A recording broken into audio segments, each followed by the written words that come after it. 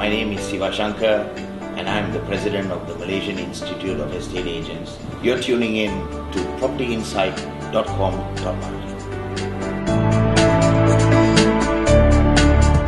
When you're going to buy a property, and if you're going to buy a property through an agent, it's very important that you make the right choice in choosing the right agent. The wrong agent can make your life into a nightmare, while the right agent can smoothen the process and the difficult task of finding and buying a property.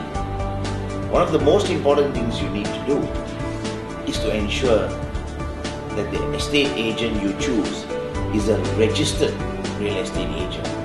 There are many people out there who are not registered estate agents, who have practiced estate agency illegally, but who carry themselves out to be real estate agents.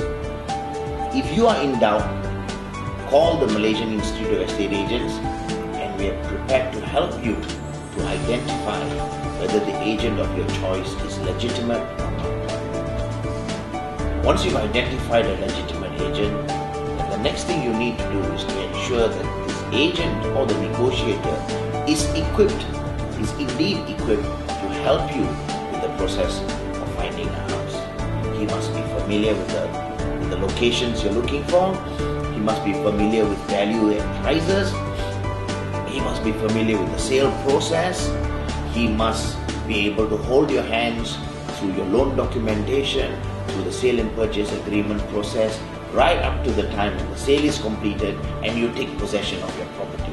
A good estate agent will help you from the beginning till the end, and he won't abandon you as soon as he gets his commission, which is what many unprofessional estate agents do.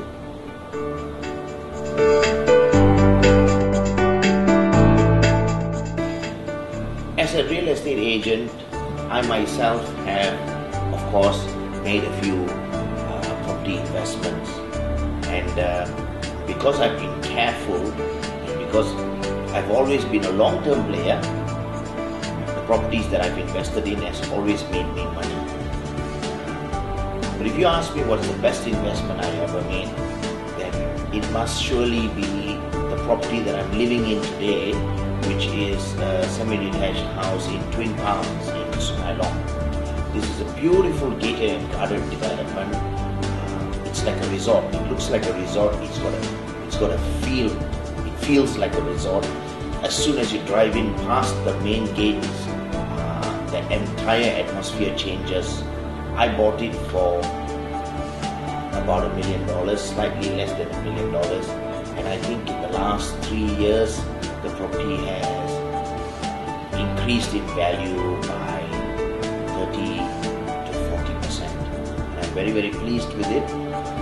So not only do I have a beautiful house to live in, I also have a fantastic investment that keeps on growing, and I'm confident that I'll be able to double my money in 10 years' time.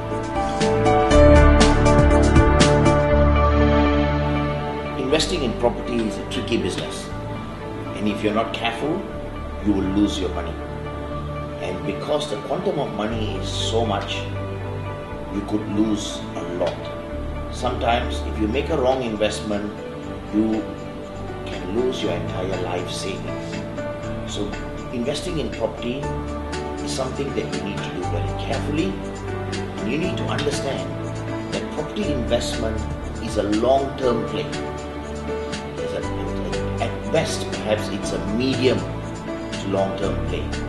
If you're a short-term property player and you're looking to buy a property to flip it in the short term, then perhaps you are in the trickier part of the business. With quick gains can also become quick losses.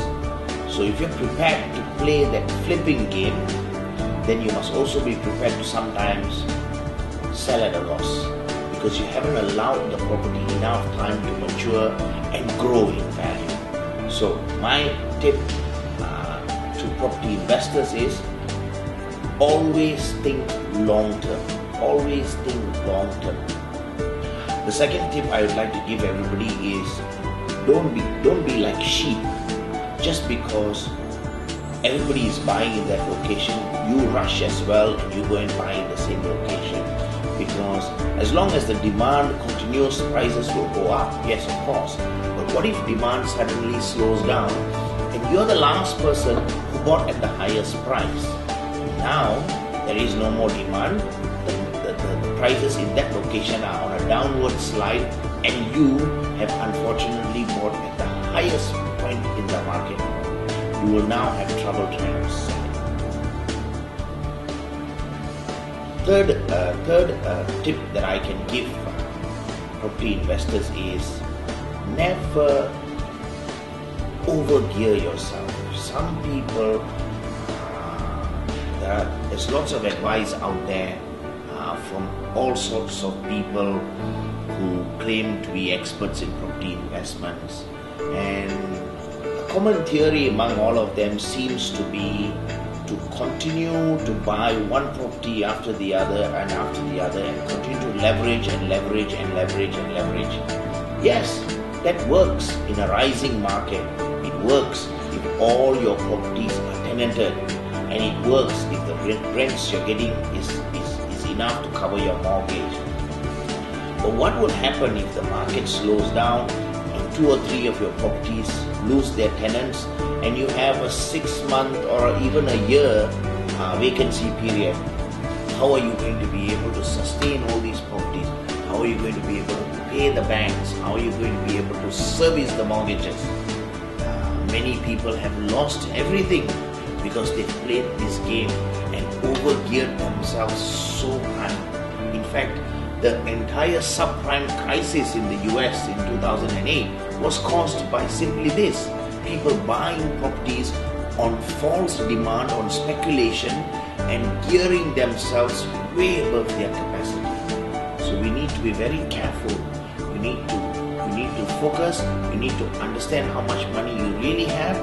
You need to understand what kind of income you're able to generate for yourself before you can create a reasonably healthy investment strategy for yourself.